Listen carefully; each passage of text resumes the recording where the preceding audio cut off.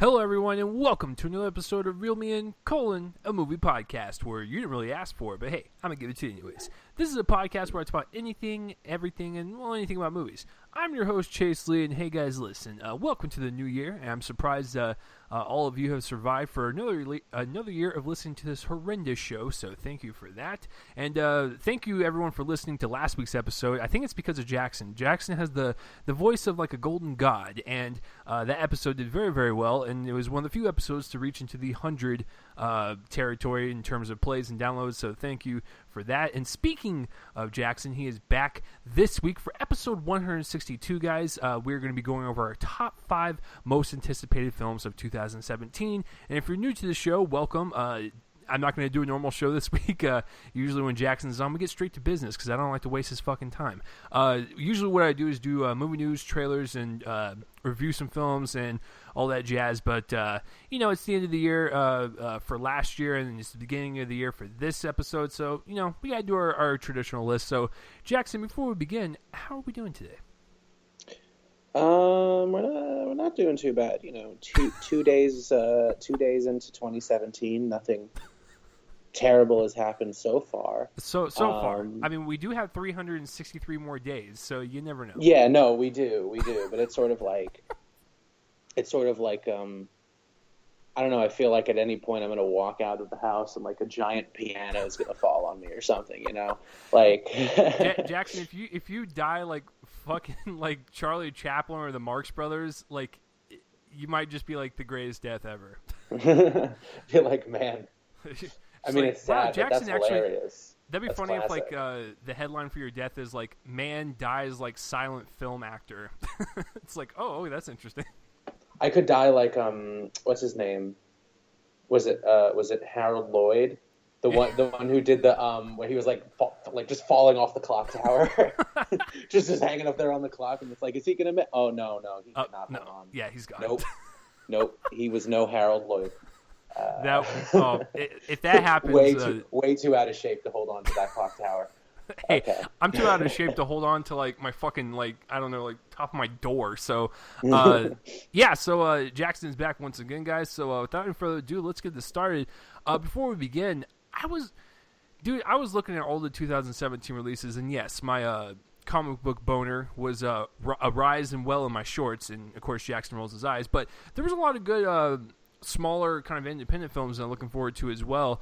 But it does look like 2017 is going to be the year of the blockbuster for sure. There's like 2 DC movies coming out, 3 Marvel movies. Then you have other big blockbusters like A War for the Planet of the Apes and like Blade Runner and all that stuff. So, Jackson, when you were going over the list, like, what the hell stuck out to you? Like, what was it like? Blockbuster heavy? Was there some really cool gems that look interesting? What did you overall find? Well, I didn't want to include too many blockbusters because I feel like, everyone's excited for Guardians. Everyone wants to see Spider-Man: Homecoming because, like, for me, that's going to be probably the first Spider-Man movie I actually like. So, there's a lot of that stuff. I mean, there's Kingsman: The Golden Circle, yeah, which looks dope. There's Logan, which looks great. There's a lot of good stuff. I had a hard time limiting this stuff down because there's also a lot of good stuff even on the smaller movies. There's a lot of good stuff that just a few directors who are coming out with movies that didn't make my list. Yeah. Were, Sofia Coppola's dropping something. Yep. Christopher Nolan obviously has Dunkirk. Steven Soderbergh is actually directing again. So he's got one coming out next year. Yep. Alexander Payne's doing a science fiction movie. Bong Joon-ho, who did The Host, the South Korean one, not the shitty. That crap. And then he did he did Snowpiercer. Yeah. Which was awesome. That the train movie. Duncan Jones has a new one, like a real new one, not like Warcraft, like an actual movie. Dick. Catherine Bigelow's got a new movie about the Detroit riots in the late 60s. Alex Garland, who did Ex Machina, has a new one with Oscar Isaac. It's another sci-fi movie. So a lot of those are all ones that didn't make my list that sort of I kind of wish This is a top 5, right? Correct. Okay. So yes, they didn't have room. Otherwise, I'd have to be like, oh shit. It's actually a top 150. So no, yeah, I'm slacking. yeah, exactly. No, before we get into our actual top 5, since we did kind of talk about some, Jackson, just real quick, go down your honorable mentions, kind of like the ones that you wanted to put up there but just couldn't. I mean, those are mostly the ones I did. Okay. I could throw out some names. I mean, yeah, Alien Covenant looks super exciting to me. Yes. Sofia Coppola is doing The Beguiled, which is a remake of a Clint Eastwood movie. Dunkirk is a Nolan's war movie, World War II movie. Logan Lucky is Steven Soderbergh. It's sort of a NASCAR heist movie. I think Adam Driver's in it. Downsizing is Alexander Payne with Matt Damon. Okja is Bong Joon-ho. I know Tilda Swinton's in that one. I know what's his name? God, the guy from Do the Right Thing, and he was in Breaking Bad as Gus. Giancarlo Esposito. Yes. And Mute by Duncan Jones, which is I think it's Stellan Skarsgård. Yes. And he sort of plays this mute, kind of going into this underbelly of the science fiction city.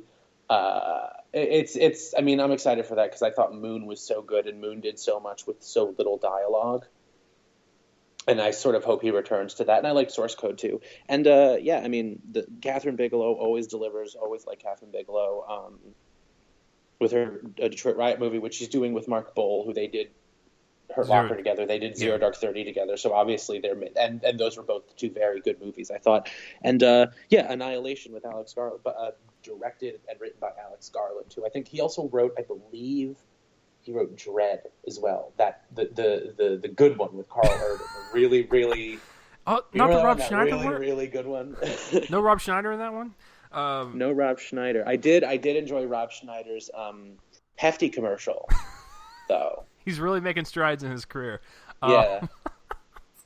So with mine, I have a lot of the ones that you had, and of course the blockbusters.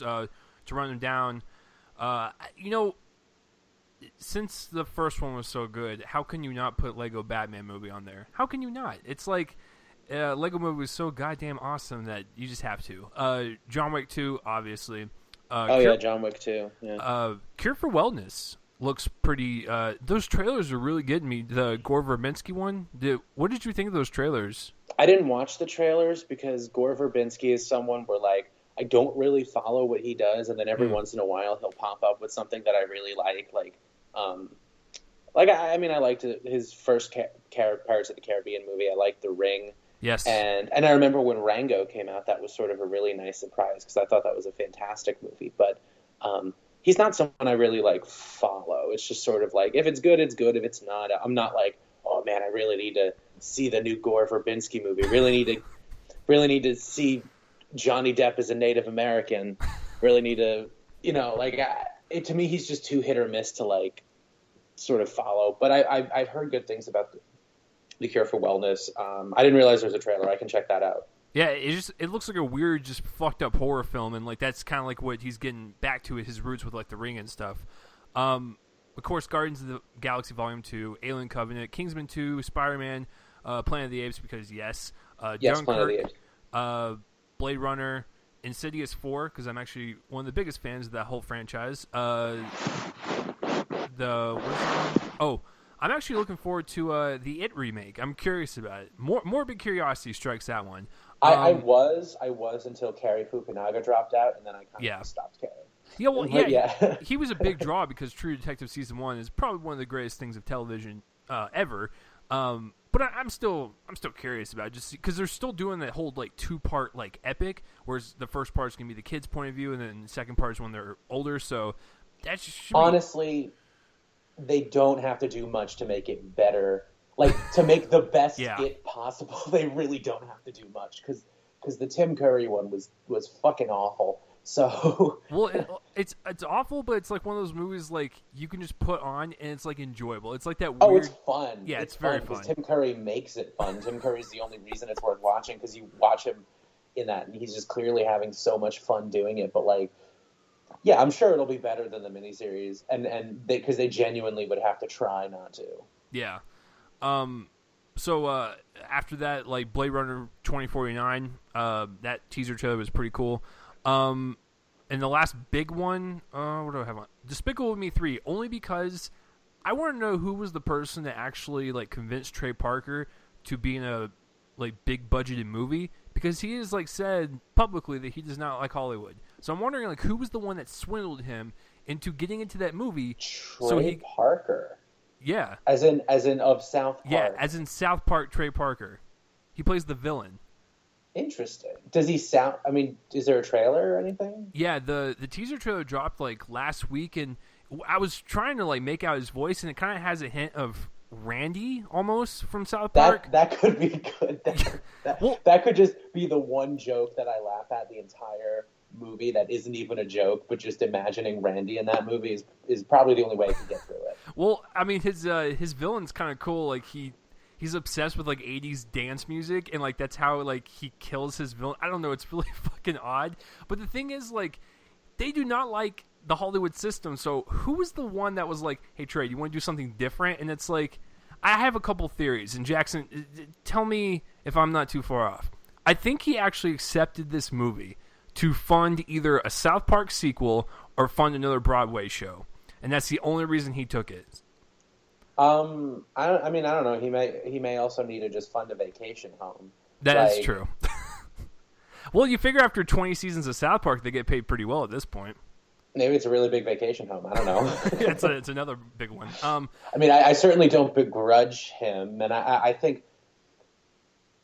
I mean, it'll be interesting to see that, like, because so much of what they do is everything is done by them. You know what I mean? Like, you don't really see them going out and doing other things that aren't necessarily theirs. Like, they do South Park, which is written by, like, they do all of that.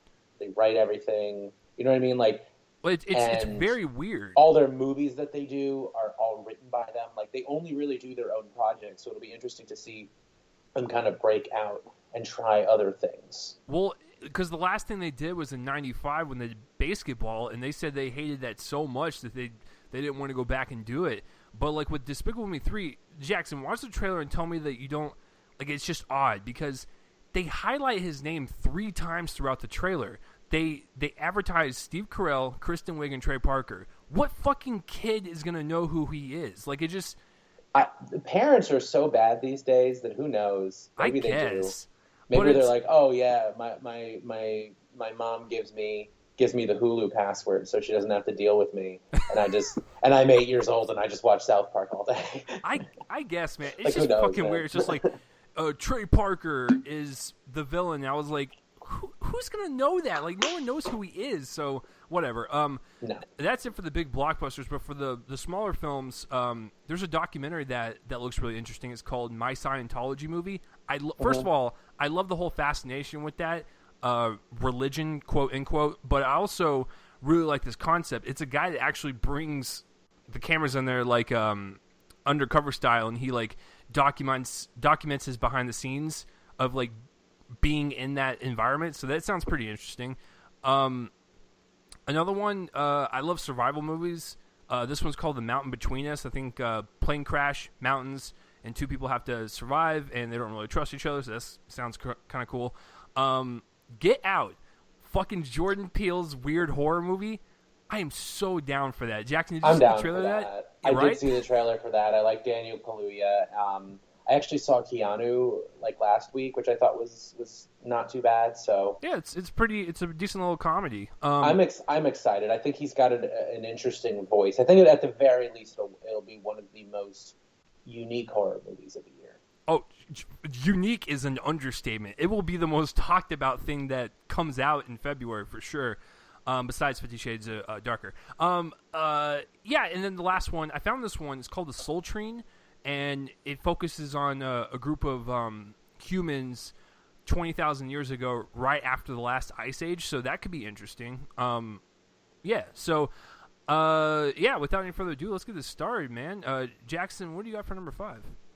So number 5 is Adam McKay is doing a Dick Cheney biopic. Is he really? He is. It's produced by Dee Gardner and Jeremy Kleiner, who did who co-produced The Big Short. It was also being co-produced by Will Ferrell. So, if it does well enough, we could potentially see Academy Award nominee Will Ferrell, which would be fun. And given that it's Adam McKay, I really liked The Big Short because I thought The Big Short was funny, but I think it also understood the severity of what happened during the financial crisis. And I think it was snappy, and I don't want to say light, but it was snappy and funny, but it never stopped being an indictment, and it knew where to point the fingers, and it did not pull any punches, which I liked. I thought was really good. And obviously with Dick Cheney, and this sort of particularly it revolves around the faulty intelligence that got us into the Iraq War. I think that'll also be really interesting to see Adam McKay take that on. Because, again, I think it will be funny, but I think it'll also be hard-hitting, and just like The Big Short was. And no word yet on who's playing Dick Cheney. I can't even begin to imagine who could do that. I think if you were doing like an older Dick Cheney and this was like an earlier movie, you could have had the guy who played the actual Big Lebowski in Big Lebowski, because he always reminded me of Dick Cheney. But I mean, he passed away and he would have been too old anyway. So I have no idea who's going to play Dick Cheney, but I'm curious to see. Hopefully Steve Carell in a fat suit. But I mean, no, it doesn't even have a name to it yet. It'll probably just be called Dick or something. But which, like, I have no problem with. I'm not even making a joke here. Like, I feel like that's probably what they're just going to call it. But I mean, it totally makes sense. Yeah. So yeah, Adam McKay's Dick Cheney movie. It's so interesting how Adam McKay is now this like person to watch, where it used to be like, yeah, I like Talladega Nights, I like Step Brothers, I like these like sort of dumb comedies that he would do with Will Ferrell. But I think he's really shown himself that he can do more than just that. I think it's interesting that I was about to say Dick Cheney, that Adam McKay, when his career is like all wrapped up and finished, he will be known for two things. People will probably pick Anchorman as his comedy, and then they're probably going to pick like a dramedy, like a Big Short, or like, this Dick Cheney movie, or whatever the hell he does. So like it's going to be like a weird mix of movies that he's known for. Yeah. But that's fucking awesome, man. I didn't know. Yeah. No, I was just saying I didn't know that it was coming out. Yeah. It's going to be a good one, and that's slated. It doesn't have a specific release date, but it's slated for 2017. Oh, you and I both know that they're going to try to push around probably the Big Short time, which was around December, to right before the Oscars. Yeah, and I think also even going back to a film that I had mentioned last week on my top 10, Other People, I think it just shows like some of the head writers, because Adam McKay was the head writer of SNL when he was on SNL, and that's how he knew Will Ferrell. Because obviously Will Ferrell was on SNL. So, I think that movie, and then like Other People, and then like The Big Short, just shows how much talent comes out of that show that isn't necessarily in front of the camera. Yeah, no, I'm actually like, a lot of people undermine Adam McKay and Will Ferrell because they're just like, oh, it's this stupid comedy guys. But no, not only have they created movies together, they worked together on television. They also created Funny or Die. Now they're doing all these serious Oscar bait movies. History. Yeah, it's like these guys are on fucking fire. So that great. I don't know if you ever saw it, but Will Ferrell did a great one-man show as George W. Bush, like after Obama got elected, and because he always played George W. Bush on SNL, so he did this one-man show on, I think it was Broadway, but I think like HBO, someone like picked up the televising rights, so there's like a filmed version of it, and it's so funny, and it's so sharp, and it just shows that even though that they can do a lot of like pratfalls and yelling and a lot of the typical Will Ferrell stuff, I think they're both way smarter than people give them credit for. Oh, I know that for a fact. Like, and the reason why they appeal to crowds like that love, the slapsticky type of humor, is because that is what they're known for. So it's kind of like they need to kind of give and take, give a movie like that to please those people, and give us a movie like a Dick Cheney movie to satisfy us. So, and to clarify, most of those movies, even the slapstick ones, I like a good chunk of them too. Like they're not all terrible. It's not like they're not Adam Sandlering it. Like a lot of them are very funny. I think Will Ferrell now is Adam Sandler, but like back in the 2000s, dude, they were on a fucking rise with Anchorman, Talladega, and Step Brothers. So, yeah, no, that's really interesting. I had no idea that was coming out. So, Dick, we're gonna call it Dick because that's what it's gonna be called. So, my number 5, I couldn't really decide which Hugh Jackman movie to put on. This is the only big blockbuster I have. I'm gonna cheat, and I'm gonna put 2 because I couldn't decide which one. I'm gonna put Logan. And I'm going to put The Greatest Showman. Logan, obviously, because, come on. I fucking grew up with this film franchise. I remember when the first one came out. I was 10 years old. I loved it when I saw it on DVD. And I saw the second one in theaters. I think that was the first superhero movie I saw in theaters by myself. And I was like 12 years old. So, Logan, come on. It's the fucking wrap of his character. You kind of have to. However, I'm really interested in the Barnum Bailey Brothers movie with him and Zac Efron portraying the Barnum Bailey Circus Act and kind of just seeing their life in a biopic. So I'm really fascinated by that because Zac Efron and Hugh Jackman both have kind of like that circusy presence where like they can sing, they can be very loud and boisterous and stuff, and they can draw people in with their personalities. So I think that casting works out really well. And it could be one of those movies that actually puts, hopefully, Zac Efron back on the map because when he keeps doing these shitty comedies, it keeps pushing him back another step. And then, of course, Hugh Jackman is just going to be another notch in his belt. So, Jackson, what about you? Do you have any? Well, I mean, you don't have Logan on there, but do you have The Greatest Showman on your list? No, I didn't even know about it. But I mean, that's definitely interesting. Logan almost made the list just because I think probably more than any other major superhero, definitely more than any other Marvel movie. I think I'm excited for Logan because so often we do see these dark movies, and we got this kind of dark trailer for Logan, but it wasn't dark in a sort of we have to make it dark because everything's dark sort of way. Like it didn't feel like it was like.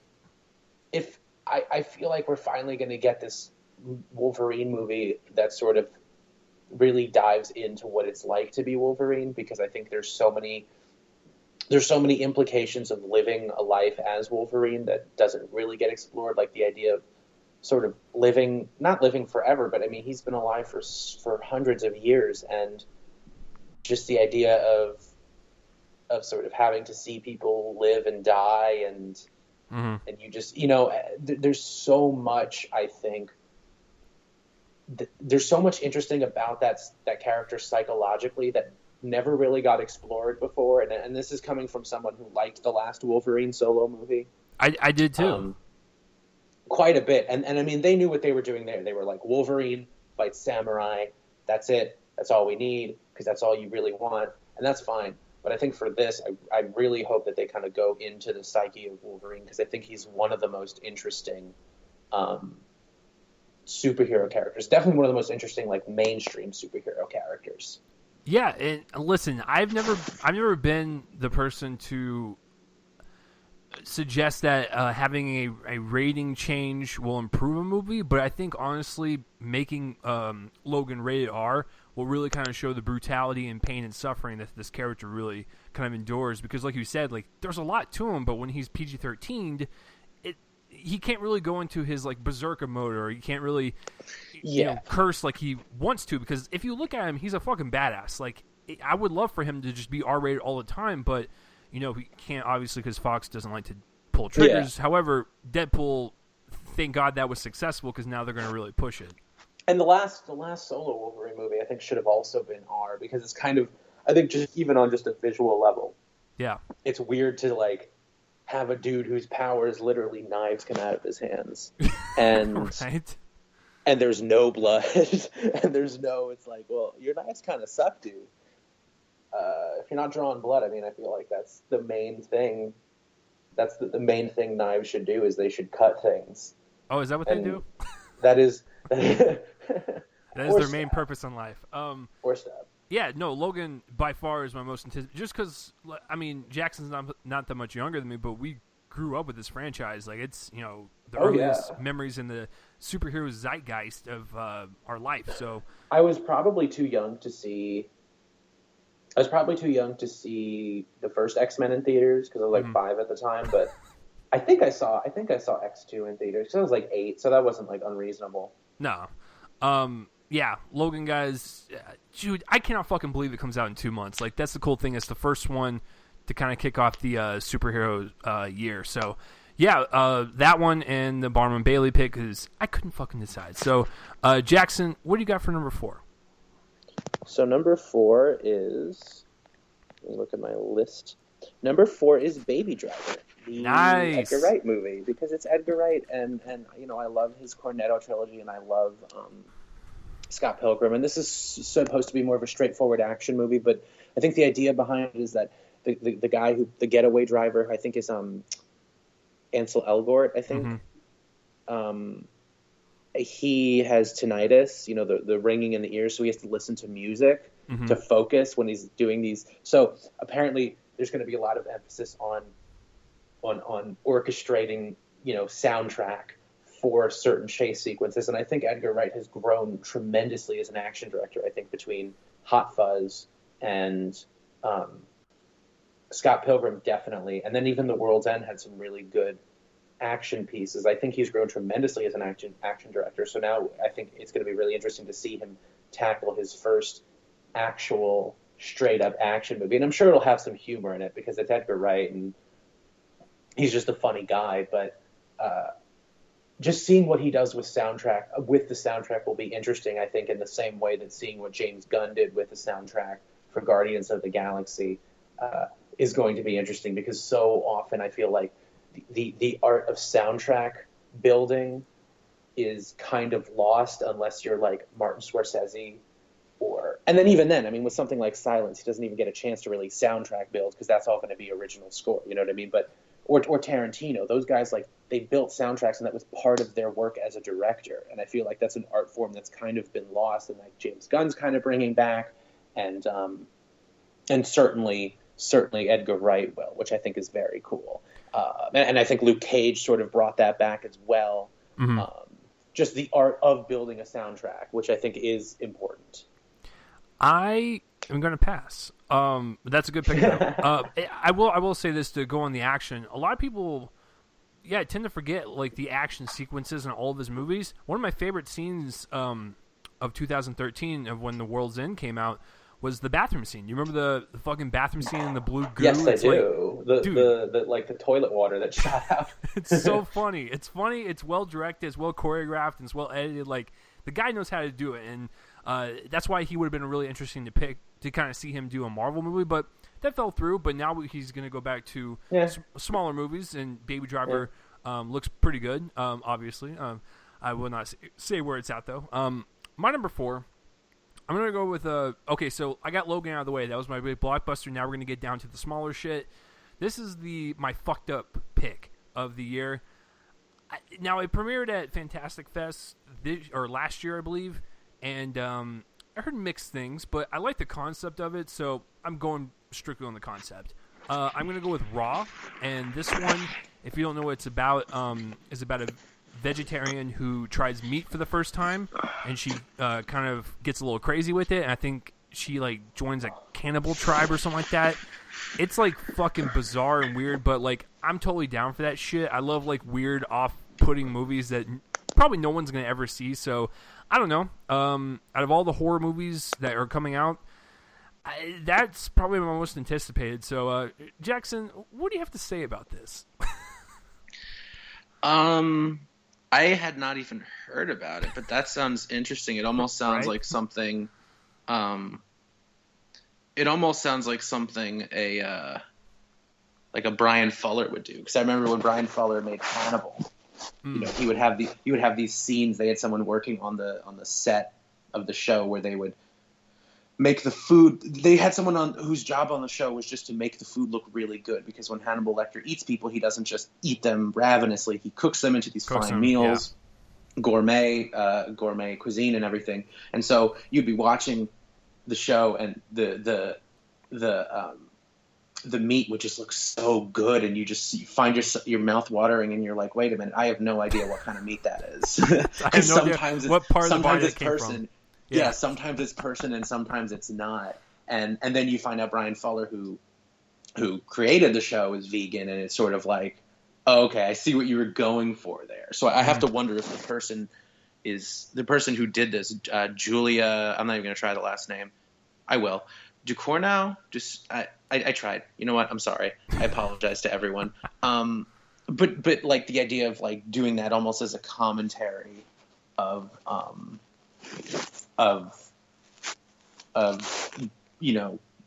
being a carnivore and whatever, commentary on meat eating and maybe just sort of like a dig at non-vegans, which is like, that's fine. That's funny to me. Yeah, I don't know which route Raw is going to take, because like I said, you read the bio and it's like, oh, that sounds interesting. A vegan that wants to try meat for the first time. Oh, wait, she wants to take it even further and like eat people. What the fuck? So, yeah, it's kind of interesting. Maybe a commentary on like, hey, you can try to deny all you want, but we're all animals and we're all, you know, animals, I guess, in the heart of it. So, you can try to restrict yourself and eat nothing but, like vegetables and stuff, but deep down you want some of that meat, and I guess you're going to eat people. So, I either that or the idea of, if you're going to eat animals, you might as well eat people. I mean, who knows? A completely opposite route. Yeah, that'd be really funny if, like, at the beginning of the movie, it's like, oh yeah, eating meat's bad and stuff. Oh wait, meat's actually pretty good. Well, if we eat it in moderation. Oh, and now fucking humans are tasty. Now you should eat humans now. So it's like, yeah, exactly. The theme is gonna like totally switch on us. So it could totally be like a pro-vegan, like, this is why you shouldn't eat meat. Wow, I would actually be really impressed. I'd be like, dude, they're taking it to the extreme on that one. So. Yeah, Raw is my number 4. Fucked up and weird. Sign me up. J-Dog, what do you got for number 3? All right. Number 3. So number 3 is the one I had mentioned to you was kind of a blockbuster. I would say it's a blockbuster. Yeah, it's definitely a blockbuster. You get the big DC superhero team up. I am, of course, talking about the Lego Batman movie, where Batman teams up with Robin. And, yeah, I mean, it just looks so funny. I thought you were going to go a different route with that. Yeah, no, you thought. I know. You thought. It's... Justice League looks great, but, man, Lego Batman movie, I have rewatched those trailers so many times, and I just laugh my ass off every time. And right? I love Batman, and I love Will Arnett, and I love Will Arnett as Batman. And I also, I mean, it's such perfect casting. Michael Cera as Robin is so perfect. And then given that they were both on Arrested Development together, I think that works out great. You have Zach Galifianakis as the Joker, which is perfect. You have Jenny Slate as Harley Quinn. You have Mariah Carey as the mayor of Gotham, who hopefully has fewer technical issues than she did on New Year's Eve. Zing. And Ray Fiennes as Alfred. So, yeah. It looks really funny, and Chris McKay, I believe, has a decent track record. And I think the story is still being done by it's being written by Seth Grahame-Smith, who, yeah, but it still looks funny. Yeah. Directed by Chris McKay, who did animation co-director on the Lego movie, and he directed some stuff of Robot Chicken and Moral Oral. There's no guarantee it could be great. I'm fully open to the idea that what we saw in the trailer is the only good stuff in the movie, but that was really good stuff. And, I hope I think this Lego franchise could have so easily just become like a cash cow, and to an extent it sort of is, because we're also getting a Lego Ninjago movie, which nobody fucking asked for. Yeah, but I don't want to see that. We're getting a Lego movie 2. We're getting, but this one feels like it's sort of right. Like I sort of was watching Lego movie, which as we had mentioned last week, was like in our top 10s. I think both at like number 9. when the year it came out. So we both really liked the Lego Movie. And I remember when I was watching it, I was thinking, man, it would be great to see the DC angle be explored more. Mm-hmm. Unfortunately, I don't think we're going to get like Superman and Wonder Woman, and although it would be interesting to get 2 Justice League movies in 1 year, but I'm really excited for Lego Batman movie rather. Yeah, I was telling you this when we did that episode, is that I had surgery like 3 weeks before it came out, and I remember I went to the theater after I got out of the hospital, and dude, my fucking scars and shit were still fresh on my stomach, so like, that's like the worst thing to do when you see a comedy, because that movie was so goddamn funny. I thought my slits in my stomach would burst. Like, I was laughing so hard at the Lego Movie. Like, it was just incredible. But yeah, the Lego Batman movie, those trailers, my favorite one is when they go through the line of all the when Alfred's going through the line of all the Batmans that we've had and whatnot, from Adam West all the way up to Ben Affleck. Yes. That was I also really love good. when he's going through the different suits and he has like the sombrero Batman, like the Rasta Batman. He's like, no, not that one. That one's culturally insensitive. Yeah, no, it's really great that Will Arnett is kind of like this unsung hero, because like he's a part of like some of my favorite things ever, including Arrested Development, BoJack Horseman, and now the Lego franchise. Like, come on, man! Like, the guy's just knocking it out of the park. So, because I know Jackson, you're a huge fan of BoJack Horseman too, right? I do like BoJack Horseman. Yeah, it's fucking awesome. So my number 3. I'm going to go with one of Jackson's honorable mentions. I'm going to go with the Alexander Payne one, Downsizing. This looks awesome. Like, I love the whole premise of, like, you know, like people that are wealthy and stuff, like downsizing to like a smaller place, or like just downsizing their life in general. That to me could be like a really great commentary on social classes and whatnot. And knowing Alexander Payne, there's going to be like that dry kind of witty humor, and you're going to have some really great performances. And it could be like a straight up comedy. It could be, you know, a drama. It could literally go any route it wanted to. But seeing Nebraska in theaters, because that is the only one I have seen besides Election, because I have not seen Sideways or The Descendants.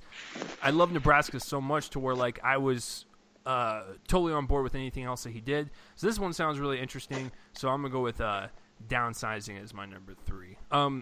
Jackson, you've seen The Descendants and Sideways too, yeah. right?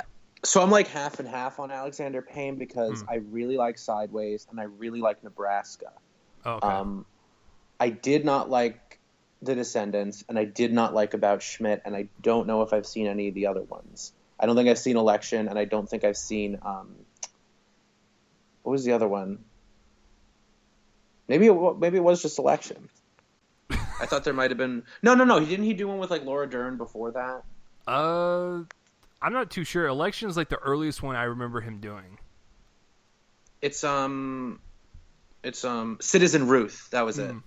That was his first film. So I didn't see Citizen Ruth, but yeah, so I'm half and half on him.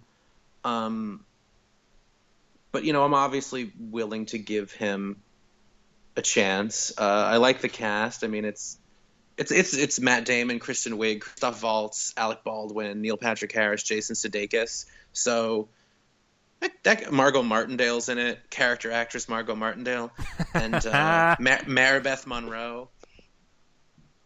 So I'm you know, just because I was so inconsistent on Alexander Payne, I couldn't really fit it on my list, because I'm at a point now where every Alexander Payne movie I go into is sort of a coin toss, but I'm willing to give him a chance. I think he's generated enough goodwill with me to where I'm willing to give him a chance, even if I'm not going to get like outright, you know, head over heels for whatever's going to come out.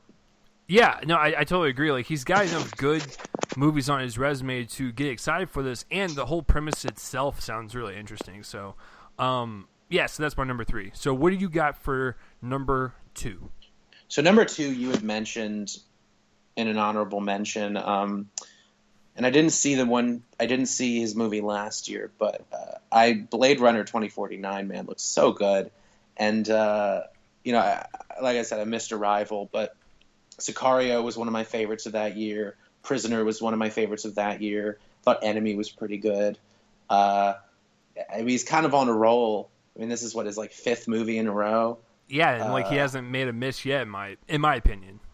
Yeah, I mean, thus far, I would say from what I've seen, again, I didn't see Arrival, but I probably would like Arrival. So I would say he probably hasn't done a miss yet either.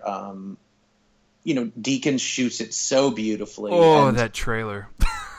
It's a great trailer, and just what I loved about Blade Runner was the fact that even with all of the cyberpunk elements, it still was so fundamentally an old school piece of film noir.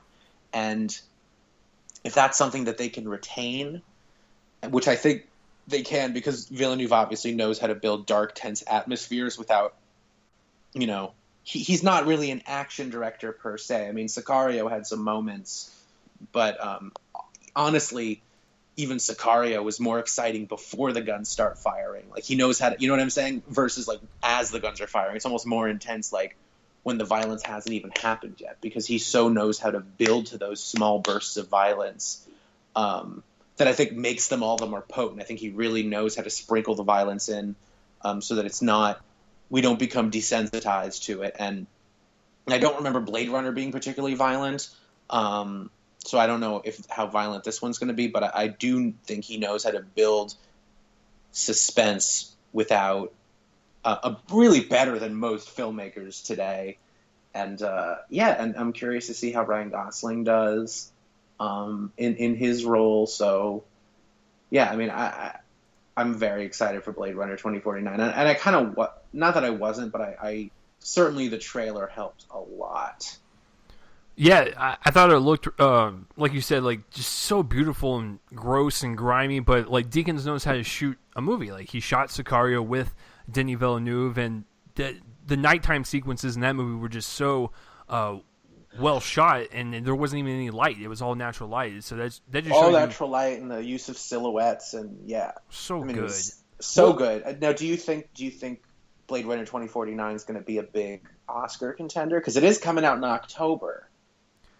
I think it will be, because it's like what you and I said. Like, yes, Enemy didn't really make its money, but Prisoners, Sicario, and now Arrival have all made a shit ton of money, and they've all had critical acclaim with Oscar nominations. I think Blade Runner, and I think Arrival is going to be his first Best Picture nominee. Very potentially. Yes, I think Arrival is pretty much a lock for Best Picture. It's not going to probably win, but it will be a nominee for sure, which means going into Blade Runner 2049, that gives he's in the conversation. Yeah, it gives him a good chance. And that would be really interesting if that fucking movie was one of the top two contenders for Best Picture. But we'll find out for sure. But yeah, like what you said with the violence in his movies, the violence is never gratuitous. It's never overdone. Even in Prisoners, when it got it to its darkest and most violent, it never felt over the top. It felt right for the characters and in the moment, and just the way the tension was kind of building up. So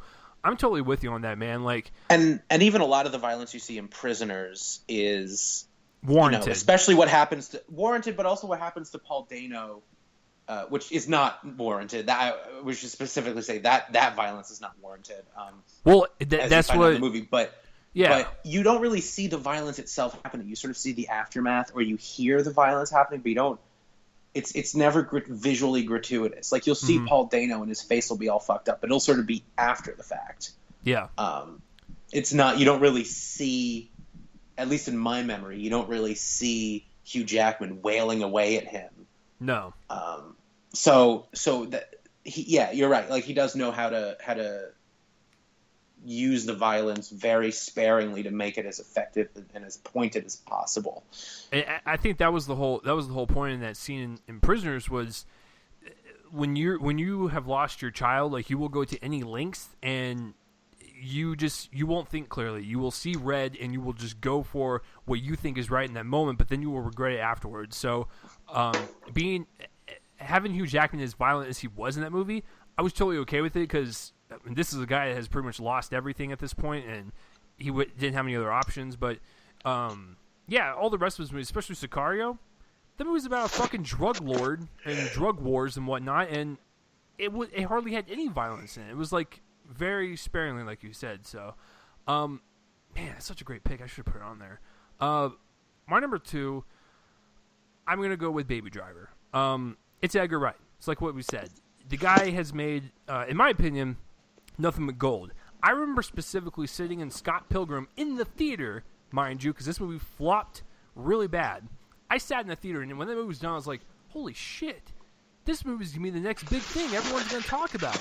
And for a $60 million budget, I think it clocked out worldwide, I think like at 30 or 40, which was terrible. And I thought that movie would have blown up even further than it did, because everyone has to keep in mind, Shaun of the Dead, Hot Fuzz, and The World's End were all, I believe, UK productions. So Scott Pilgrim was his first kind of US production. So that was the first movie to try to get his name out there. I think Baby Driver could also do that as well and kind of further the Edgar Wright name into a mainstream light, because he does deserve it. That Cornetto trilogy is one of my favorite trilogies ever. I love that shit. So, yeah, Baby Driver sounds interesting. Getaway Drivers are always like one of my guilty pleasures, like guilty pleasure, like plot devices and whatnot. Like I love Drive and stuff, and so anything to do with like Getaway Drivers, I'm totally on board for it. And the fact that this is going to use, like what you said, like soundtracks and music to really drive the characters in the story, that makes it even more interesting. So, yeah, I'm totally down for some Baby Driver action. And I believe that one comes out pretty early, too. I believe... Oh, no. Check that. I think they pushed it to, like, August or something like that. It was supposed to come out in March, but they definitely pushed it. So, all right, Jackson, this is it, man. What is your most It's been a long time coming, too. Do what? Baby Driver's been a long time coming, too. Because, I mean, I don't think he's done anything since The World's End, right? Yeah, and that like was... Ant-Man was supposed to be his thing afterwards, and that obviously didn't work out. Whoops. And it's whatever. I mean, Ant-Man turned out okay anyway, but yeah, it's been like 4 years, so that's exciting. Yeah. My number one. So, given what happened with Moonlight, I kind of am curious to see if we have the same number one. Oh shit. So this is coming out 10 years after There Will Be Blood. We have the untitled Paul Thomas Anderson, Daniel Day-Lewis movie that's supposed to be coming out this year. And that is super exciting to me. Okay, before you get into it, I did not know that was coming out this year. I kind of want to put that on here and swap with my number one. Fuck. Okay, yeah, I'm putting... No, we can both talk about it, and then you can just give your number one. Ah, damn it. Okay. We can talk about it as if it was the same number one, and then you can be like, okay, here's my actual number one because I fucked up. I seriously thought... Well, first of all, I forgot that movie was coming out this year, but if it wasn't, I kind of have a feeling that the one I put down would be your number one. Well... If it wasn't, my number two would be my number one, buddy. That's how that works. That's true, but maybe I can convince you. Anyways, all right, maybe you can. Anyway, the 10 years after There Will Be Blood, I mean, There Will Be Blood legitimately, and a lot of this conversation is just going to be around how good There Will Be Blood is. Because we really don't know much about this new PTA movie. It's fashion. It's set in the 50s, fashion designer. Yeah. But There Will Be Blood really is, I think, one of the most significant achievements in movies, at least in the 21st century.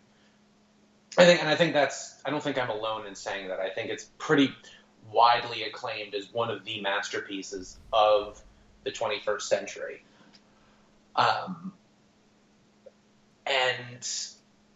I mean, hopefully recapturing that magic. I mean, Daniel Day-Lewis, that was his best performance. That still is his best performance as far as I'm concerned, is There Will Be Blood. So if anyone's going to bring out a new best performance out of Daniel Day-Lewis, it is Paul Thomas Anderson. Because I think they both work so well in that Paul Thomas Anderson is so versatile, and he doesn't really... He has certain styles, but he never... you look at something like Boogie Nights and compare it to something like Magnolia, and then compare that to Punch Drunk Love, and then compare that to Inherent Vice, and then even compare that to The Master or There Will Be Blood, and those are so distinct, different movies. Mm-hmm. And Daniel Day-Lewis is the acting equivalent of that, where he can just inhabit all of these different roles and all of these different genres, and so I think together they sort of have this chameleonic sensibility of being able to adapt to each other's choices, whether it's directing choices or acting choices. So that's why I'm really excited for it, because I think PTA is Paul Thomas Anderson is one of the best filmmakers to come out of the 90s, one of the best filmmakers we have still working right now, definitely one of the best American filmmakers we still have working right now. So yeah, I'm very, very excited. I knew since the movie was first announced that it would be my most anticipated, because it's fucking Paul Thomas Anderson, and The Master was one of my favorites in 2012, and Inherent Vice was one of my favorites in 2014, and hopefully this will be one of my favorites in 2017. So I think people undermine him a lot because, believe it or not, 6 films out of his filmography are my favorite of all time. Like Boogie Nights, Magnolia, Punch Drunk Love, There Will Be Blood, The Master, and Inherent Vice, I think are just all on a different level than what most films come out and strive to be. Like two of my favorite directors of all time are PTA and Scorsese, and it's because with those names and what they are capable of. Which, Jackson, I'm surprised you did not put Silence on your list. I'm a little disappointed, but but anyways, when you have their name attached to a project, it could literally be anything, and I will be on board. It's the same thing with PTA. All he said was, it's got Daniel Day-Lewis, and it's about the fashion industry in the 50s. Okay, I don't give a shit what it's about. It could be a really simple revenge tale, but guess what? PTA will like elevate it to like the next level, and you know for a fact that Daniel Day-fucking-Lewis will probably win the Oscar. He's just going to win a 4th Oscar. He's just going to win it. However, my number one will be the threat to Daniel Day-Lewis. And I thought you were going to go this route, but once again, I had no idea PTA was coming out. My number one stars basically what I would consider a chameleon of sorts. He does pretty much everything. If you think about his filmography, he has played bad guys, he's played good guys, he's been in big blockbusters, he's been in smaller films. I think this might be the year that he will get his Oscar. If Daniel Day-Lewis does not, it will be them two probably battling out. I don't know how the movie will be. Let's get that out of the way. I am basically going off of who is in it, the performance that we're probably going to get, and the subject matter that go along with it. My number one, I got to go with Darkest Hour, starring Gary Oldman, who plays Winston Churchill in the final days of, I believe, Hitler. Yeah. I think it was like towards the tail end of the war. But anyways, Jackson, do you remember that photo that came out of Gary Oldman and his makeup? Yeah. It looked pretty dope. I'm right? looking at it right now. It does look great. Yeah, so, I mean, I definitely could understand being excited for this based on Gary Oldman's performance. I think what's also going to be interesting is how it compares to, because now we have The Crown on Netflix, yeah, which I've gotten a few episodes into, and so far I'm quite liking, and that's been very acclaimed, and that has what's his name, John Lithgow as Winston Churchill, who's been getting a lot of acclaim. It's a really good performance, so I think that's also gonna, I mean, there's going to be comparisons no matter what. I would say the only reason I'm not like outright excited for it, or actually really that excited for it at all, to be honest, is because it was written by Anthony McCartan, who did The Theory of Everything, which just was a nothing movie to me. Like, it was another well-acted, just nothing movie to me. And is directed by Joe Wright, who does, granted, I haven't seen Pride and Prejudice, I haven't seen Atonement. I did see Hannah, which I thought was just glaringly awful. And so just so bad. Like, I was watching it and I was like, did an actual human being direct this? Like, was this directed by a 12-year-old? Like, so I can understand why. And given that his last movie was Pan, and the last thing he directed, period, was one of the worst episodes of Black Mirror, I thought. Well, which one was that? The one with the season 3 premiere, the one with Bryce Dallas Howard. Oh, yeah, I didn't really particularly like that one.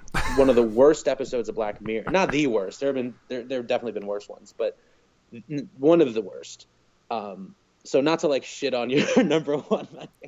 Oh, whoops. Well, I mean, the thing is, like, it's like I said, it could be terrible. It could be, but I'm basically going off the sole fact that picture right there gives me hope that this could be a pretty good biopic on Winston Churchill. And having Gary Oldman is not a bad thing. Like, when you look at his filmography, he's done everything, and there's potential there to be either at least an okay movie with a great performance or have both at the same time. So, oh yeah, I mean, if you're going off of the performance and the cast, I definitely understand that, because we also have Ben Mendelsohn as King George VI. We have John Hurt as Neville Chamberlain. We have Kristen Scott Thomas as Clementine Churchill. We have Lily James in it, who's, I mean, she's Lily James. Like, she's not. I don't want to imply that she's on the same caliber as those guys, but I like Lily James. Yeah. She was Cinderella in Cinderella. Yeah, that's right. And she was on she did that War and Peace thing with Paul Dano, and she was on Downton Abbey, I believe, and she was also in Pride and Prejudice and Zombies, but we don't talk about that. And yeah, I mean, if you're going just on the cast, I could definitely understand the excitement, because I'm sure Gary Oldman will be great, and he really just is so unrecognizable. Yeah. Well, and the thing is, like, I don't know if you know this, but I'm a sucker for, like, anything World War II related, so that could also hinder my choice. Yeah. You should definitely check out The Crown, then. I really think you would dig that on Netflix. Yeah. It's sort of House of Cards for tea drinkers. Oh, fuck yeah. Love tea. Love that tea. So, yeah, That's not a bad number one. It's not a bad number one, but in good conscience, I have to take it out and put yours in there, because I had no idea that was even coming out. So, but I'm still excited for The Darkest Hour, just because I want to see Gary Oldman actually be taken seriously by people and like actually show people that he can literally do anything. When you look at the two films I always bring up to look at the diversity of what he is and like how he acts. Look at the way he acts in The Professional versus the way he acts in the Harry Potter films. They are two completely different fucking people. Different characters, different motives, different personalities. That's how fucking good this guy is. And so, you stick him in a World War II movie where he's playing one of the most iconic people of all time? Come on now. However, a 1950s PTA movie with Daniel Day-Lewis, come on. I will pre-buy my ticket right now if I could. So, yeah. So no, that's a good list. I think it's interesting that you have two untitled movies in your selection. Yeah, and I almost had three. I mean, I really did want to include that untitled Catherine Bigelow movie, but I just thought that we needed more titles. I can't have like a list of just all like it's like none of these movies have titles. But so it's like, Jackson, what's your list? Well, I got 2 movies and 3 untitles. I have no idea what the fuck they're about or like what their name is, but you know. So I just do a list of movies that could happen. It's like, wouldn't it be cool? Exactly. That's why I was surprised that Silence wasn't on your list. So well, because Silence I'm saving for when we do our most anticipated of 2019. And I'm like, I'm finally, like, you know what? I bought the DVD. I'm finally going to sit down and watch it. And I'm very excited to do so. I think we're just going to be in denial. Like, it's going to come out in DVD and Blu-ray, and we're going to be like, I don't think it's come out yet. I still think it's not a tangible movie yet. Like I said, you know what? I do not even believe that Silence exists as a movie until I see Silence as a movie. And I'm going back to my hometown next week just for a couple of days. So hopefully it'll be there and I'll see it. Because otherwise, I mean, why else would I go see my family, right? Like, I mean, obviously. No, I'm really just... Speaking of Silence, since it has been like 3 years of anticipation for both of us, we both get to see it this weekend because it comes out Friday, I believe, right? Yeah, like the 6th or the 7th, whatever day that is. Yeah, the 6th. Okay, awesome. Yeah, it comes out wide on the 6th. So finally, all of us simpletons that don't live in like fucking New York core or like in the core of Los Angeles, we can finally see it. For those of us who don't eat, sleep, and breathe Tribeca, New York, you know. For those of us who don't live inside of an indie in the New York theater. Yeah. Exactly. Like, listen, I'm pretty sure if like it was near us, we'd go see it. But the fact that because you guys should know this, like they will release these Oscar movies like literally the day before the New Year ends and cram it into 2 theaters so they can be eligible for the Oscars. That's the only reason they do it. So technically the rule is for the Oscars that your film has to run. I think it's like your film has to at least run for 1 week. Yeah, it's like a at week. Least 2 or 3 theaters in LA County. So, like a lot of times they'll just do that just to get the Oscar stuff, and then a lot of these movies will not come out until. I remember I didn't see Her until January. I didn't see. Yep. There's a lot of stuff I didn't see until January. I mean, it's January now. I'm probably going to see Fences like today, but. Well, you know what's weird is like this January in particular has all of them. Like you have Silence, A Monster Calls, Live by Night, and Patriots Day. It's like, Jesus Christ, like they're literally like, okay, it came out in December. All right, now we're going to all just cram it right there for you. It's fucking weird. Yeah, anyways, guys, that is our top 5 most anticipated of 2017. I hope you guys enjoyed it. It's definitely a little shorter than last week's episode, so your ears don't bleed too bad. So, Jackson, before we go, where can the good people find you online? At Things Jack Diggs, ThingsJackDiggs. And why did you choose that name? Like you said last week, it's because you dig things. I do dig things. I dig, and my political opponents will tell you that I don't dig things, and they are dirty, crooked liars. And and you can also, I mostly write music criticism. I'm not really a movie boy when it comes to the stuff I do. So you can also go Jackson Shrout, JacksonShrout.wordpress.com, and that's I got music stuff on there if you're into that. So basically what you're saying is that you've been alive for the past 4 years and like you're just a music guy and I bring you on for what reason? You're like, I come on for what reason? You're like, I know stuff. I agree to come on for what reason. Don't be like, why am I bringing you on here? Why do I come on here? We don't want to confuse people. Let's not shift the. No, I mean, I used to write a lot of film stuff, and then sort of as I moved to college, I decided that music was I think easier for me in terms of getting a hold of albums versus like going out to see a movie. And I can obviously revisit music more. So I ended up switching sort of to music, but I still very much. Well, as long as I've known you, though, you've always been more of a TV person. I'm sort of everything. But like, if you had to in terms of what I actually write about. Well, I mean, like if you had to like rank it, you'd probably go music, TV, then movies. Probably, yeah. To be honest, at this point, it probably wasn't that way forever, but. At this point, yeah, because the college town I go to, SUNY New Paltz in New York, and so I live in New Paltz, New York, and for a school that has as many arts programs as it does, our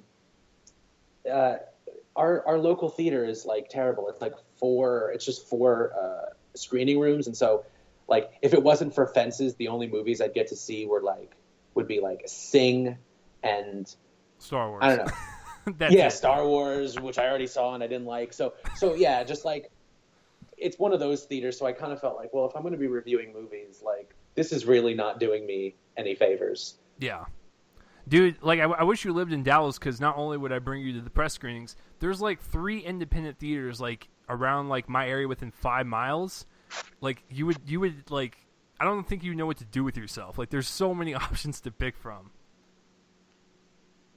Yeah, that's not really. Unfortunately, it's not really what I get here. I remember last year when people were like, "Oh yeah, Straight Outta Compton's coming out. Straight Outta Compton's coming out," and I'm like, "I don't even know if I'm going to get it." And they're like, "What are you talking about? It's a big movie. Everyone's going to get it." And sure enough, I did not get Straight Outta Compton. Are you fucking serious? Like literally, that's the degree it is. Is the only movies I can absolutely count on being there are like Fast and Furious movies, superhero movies. And Star Wars movies. And like Star Trek movies, and that's it. And those are the only ones I can absolutely count on where I can say for a fact, like I know for a fact that I'm going to get Logan. I know for a fact I'm going to get, the new Thor that comes out late this year, which is so funny because even in all the superhero movies that we mentioned, I don't think either of us thought about Thor Ragnarok. Well, I didn't, but I'm still looking forward to it. I'm still looking forward. Like I'll still see it. I still have to catch up on Doctor Strange, but.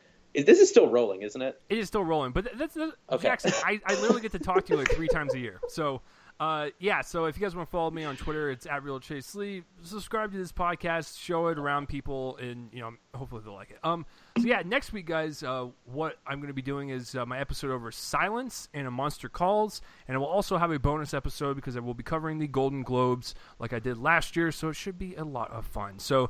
That will do it for this week's episode of Real Me and Colin, a movie podcast. And hopefully, if you are not a movie fan, hopefully Jackson and I convinced you to be one. Peace out, everyone. See you next week for episode 163 and the Golden Globes. Bye-bye.